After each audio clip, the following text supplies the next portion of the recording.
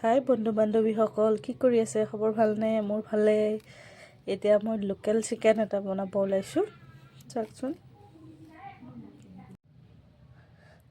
Local মুৰ্গীটো কাটি ল'লোঁ। পিঁয়াজ, নহৰু, আদা জটাই লৈছোঁ। এইফালে আলু দি ল'লোঁ। আদা, নহৰু, তেজপাত দি দিম।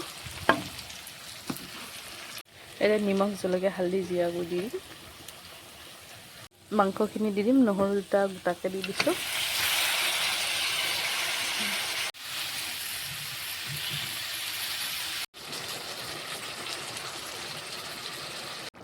পানী দি ল'লোঁ। এতিয়া মাংসটো সিজিবৰ কাৰণে দিছোঁ।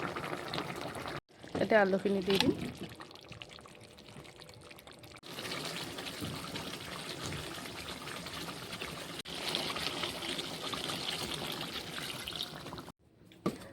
খাবলৈ প্ৰস্তুত হৈ গ'ল আৰু